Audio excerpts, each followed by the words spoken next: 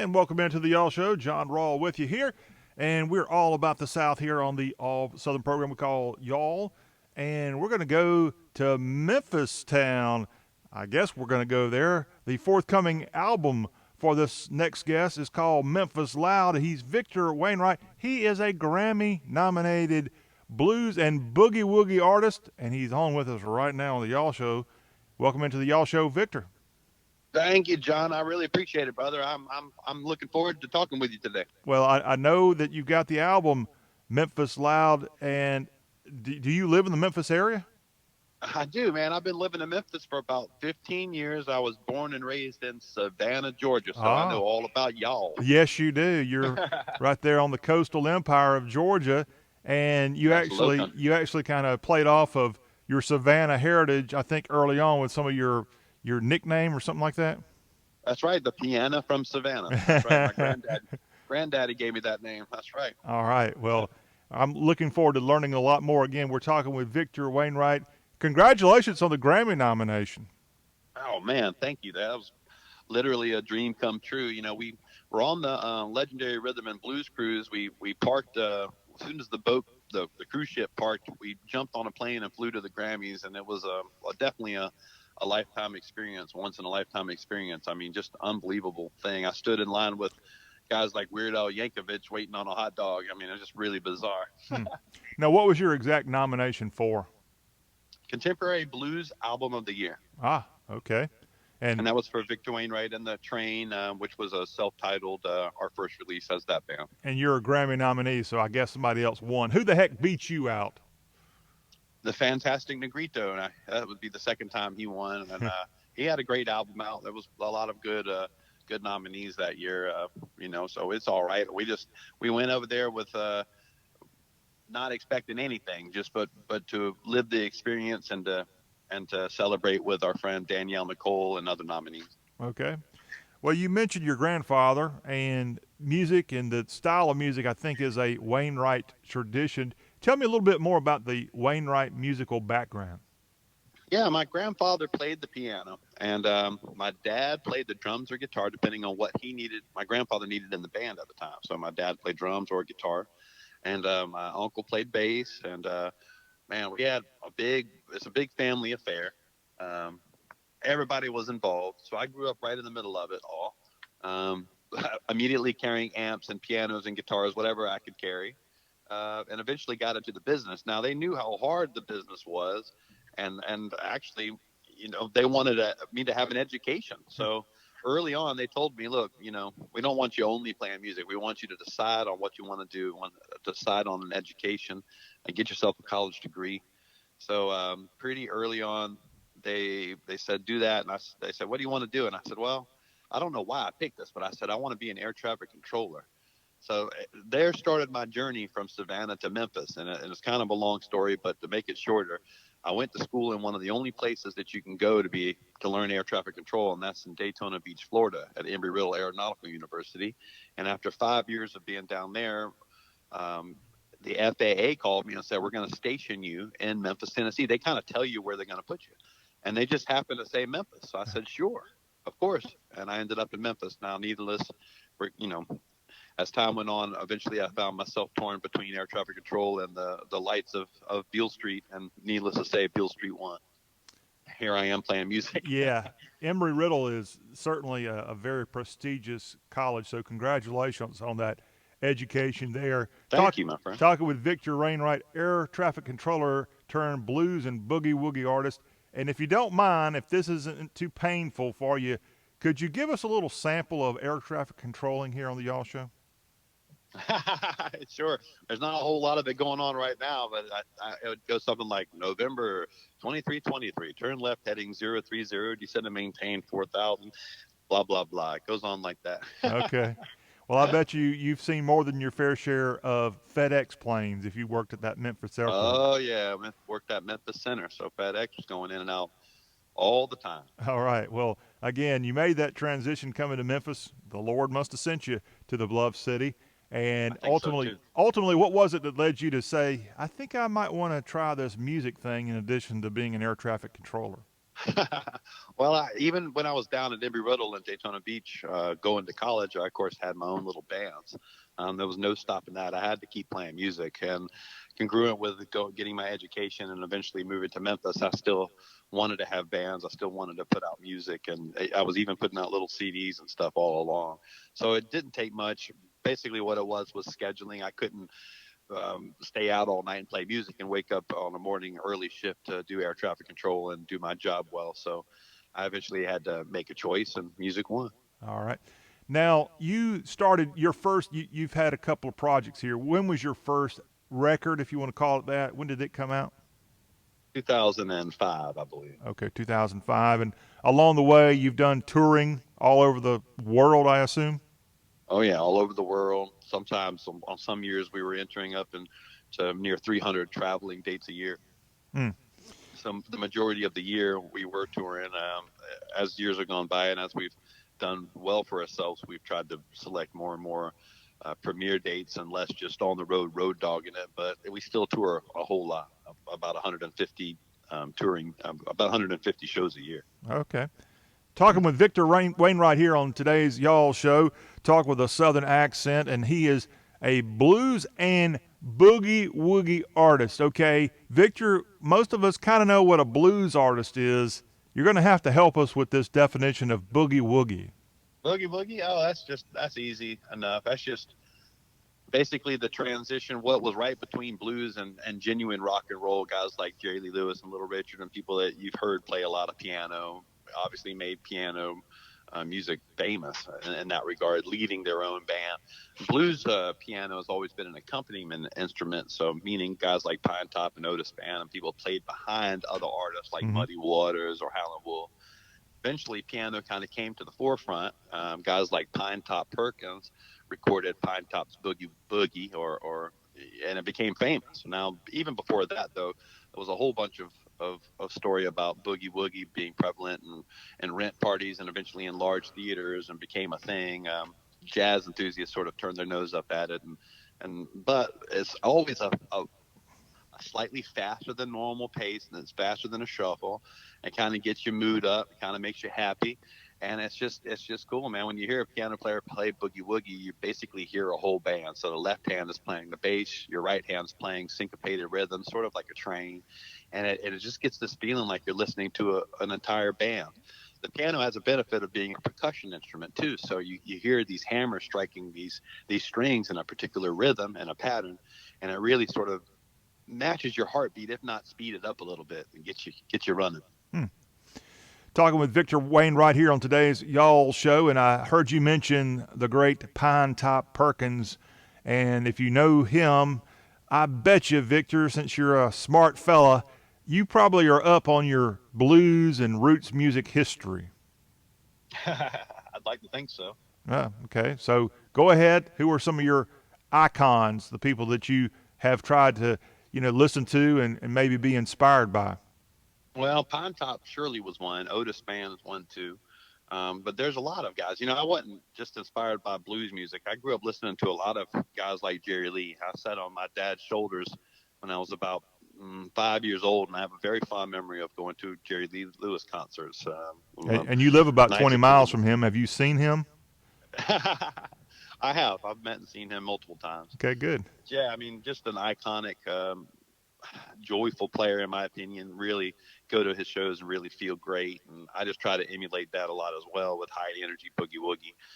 What I do is a little more blues centric, but you could say it's very eclectic and across the board. But listening to the guys like that, my grandfather also was a huge influence on me personally, and also New Orleans piano like Mac Raminack or Dr. John. Those guys were big influences on my playing as well. But even more contemporary guys like John Cleary, Marcia Ball, um, David Maxwell was a big influence on me. Yeah, so going back and far into history, Memphis Slim as well was a big influence on my blues piano playing.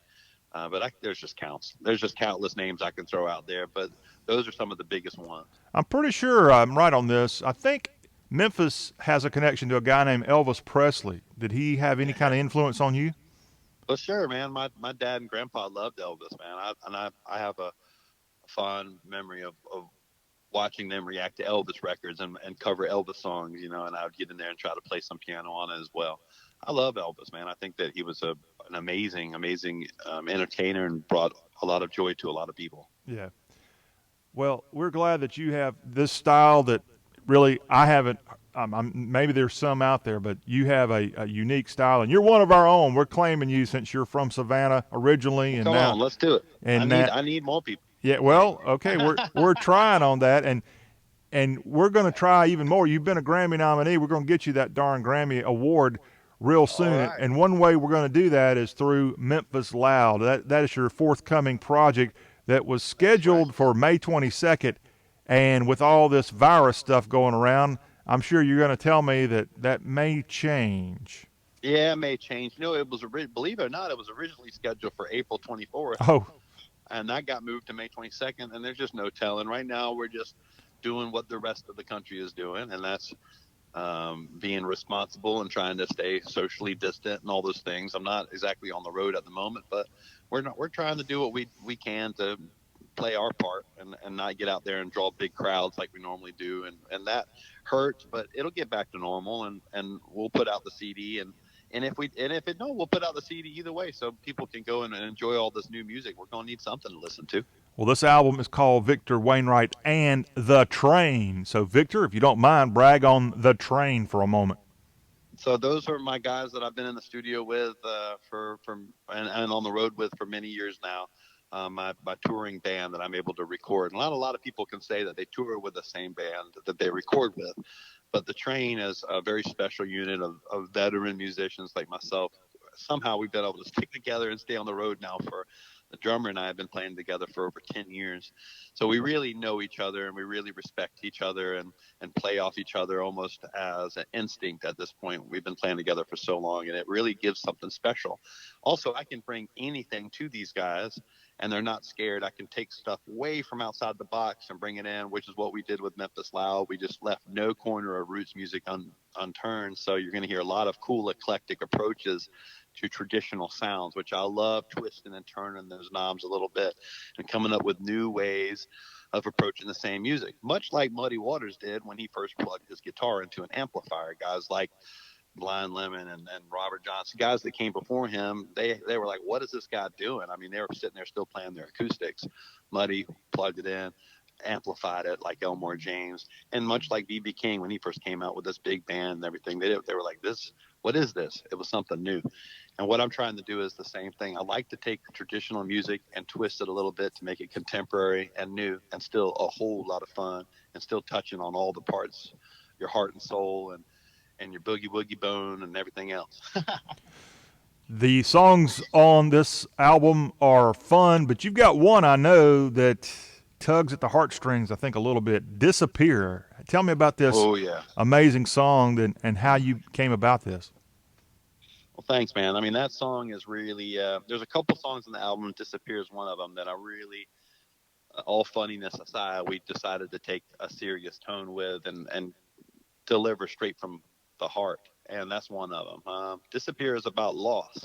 So something that's been a thread throughout blues history, all the way from the beginning, is something that everybody can relate to is loss. Now, not a lot of people have worked in fields. Not a lot of people have suffered through the same strife that the original blues players and those original guys, titans of the blues music. We can't necessarily relate to everything they were going through, of course not. But we can relate. The one common thing is loss. So we decided to take that approach seriously this past the year before I started to write the album and record the album. We suffered tremendous loss with the loss of Mike Ledbetter, who was a close friend of ours, and a colleague, and also just icons in the world, guys like Robin Williams. These people were just disappearing, and it struck me as being a tremendous loss to people that I really looked up to and enjoyed even sharing stages with. And I wrote the song about sudden loss, which is disappear, and it ended up being titled Disappear. So the song takes you through, and then by the end, it just drops out, and it does leave you feeling very moved and affected. It seems the little listening sessions we've done with people that we really trust have let us know that is a very moving song. This is the Y'all Show with your host, Jon Rawl, and we're glad that on this show we mix everything: news, food, a little political talk, so a lot of sports talk, and we've got music. And we have not only country music and southern rock and more, we've got blues music. And in this case, with our very special guest, Victor Wainwright, we've got blues and boogie-woogie music right here on the Y'all Show today. All right, you had a tour scheduled in promotion of the upcoming project Memphis Loud. I'm sure that's kind of all been thrown out the window at this point. What are you doing as far as keeping your fans in the loop? Are you doing Facebook Live performances like a lot of artists? I am. I got one scheduled for, Friday at 9 p.m. Eastern on the Facebook group Can't Stop the Blues, which a few of my friends have been on there doing things like, man, it's just unbelievable how the community has come together and gotten online to still provide live entertainment to all of our fans that have supported us for so long. I mean, I think that's what's important, is that we give back during this time, not necessarily even ask for anything. Of course, our bills still have to get paid in some fashion, and right now all of our work has evaporated. I've watched our entire industry basically just evaporate before our eyes. Our entire summer schedule has been cleared almost. So this is going to be the way that we're going to move forward. Just like a lot of artists, we're going to get online and play some music together so that we can keep our spirits high, both the listeners and the musicians. I think that musical language, the back and forth language of music, still has to continue across the internet, if nothing else, and we'll receive a healing in that sort of way. And like a lot of artists, I'm sure you're going to tell me, because of this sudden departure from the road, you're spending a lot of time at home and perhaps coming up with material to write songs, hanging out, doing things you don't normally do. Yeah, right now I'm trying to just take time away from everything. I'm just enjoying home time. Might take a camping trip soon. I don't really know. I mean, like most artists, we're sort of just reeling and figuring things out. I had just put out this album, so I'm not quite writing yet again, but I might find the inspiration to jump right back in there and start writing, given enough time sitting around doing nothing. But I think right now, one of the things we could do is record live video, like you said, record ourselves playing and get it out there so that people can have something to watch, listen to, and be entertained. Little surprised that you would tell me that you'd want to hit the road and go camping at this point, as I'm sure you've been up and down the highways and byways of the South 1,000 times plus. So what are not that far of a drive for me to head to the Smoky Mountains from Memphis, Tennessee. Just head east. Yeah, on Interstate 40. That's a good way to socially isolate. Yeah, that is true. Although you better be careful. I know the Great Smoky Mountains, I think they've closed a lot of the parks. So yeah, I've heard that too. You might be camping out at a Walmart parking lot. Well, I got a tent. I'll put it in the backyard if nothing. Oh, that's the kind of camping you're doing. Okay. What are the more common towns that we might see you? Are you more likely in a college town to be performing? Yeah, we do draw a young audience because of we do a lot of jam and Americana. We stretch that blues roots out pretty far to bring in a larger audience. I think it's very important in order to keep the blues alive that we reach out as far as we can and bring people in. A lot of artists talk about crossing over. I always talk about crossing in. We need more of an audience to be listening to what we're doing while we stand firmly inside the roots and blues world. I think introducing people to our music, and then by proxy introducing them to guys like Pine Top and Otis Spann, as I talk about them in my show or as I play examples of them, is a great way to have people exposed to music that they otherwise wouldn't have been exposed to. So yeah, I do play a lot of younger towns, but also play theaters in small towns like Beverly, Massachusetts. Up and down the East Coast is where you'll find me mostly.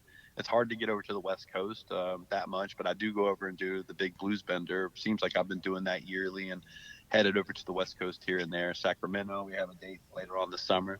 But if you go to victorwainwright.com, you can keep track of my entire tour schedule. I'm glad you plugged that. I was just about to. We're wrapping up with Victor Wainwright, the Savannah, Georgia native, now calls Memphis and Shelby County home. And he's been kind enough to come on today's Y'all Show and give us a little taste of the forthcoming effort, Memphis Loud. And again, go to his website and you'll be kind of in the loop of what's going on with this album release. It was scheduled for May 22nd. That's probably going to move, but we'll see. Just keep going to the website, and of course, make sure you follow Victor Wainwright on all the social media outlets. By the way, Victor, got to ask you, your parents must have been ahead of the game when they named you Victor. You got a name there that's out of the phonetic alphabet. That's right, man. They must have been ahead of the game for sure. And I'm sure you said Victor up there in that control tower a million times, huh? Oh, a million times. It was always a running joke. All right. Okay. Victor, thank you for coming on today's Y'all Show. We have absolutely enjoyed talking to you, and we wish you all the best with Memphis Loud and more. Thank you so much, John. I appreciate the Y'all Show, and I really appreciate you, man. Yeah, keep up the positivity, and we'll get right through this. All right, and save me some good Memphis barbecue and some tamales if you get a chance to. I'm smoking a barbecue butt right now, actually. You have just moved up even further on our list of cool people. Victor, there you go, brother. Victor Wainwright, everybody. This is the Y'all Show. We'll be right back with more. Stay tuned.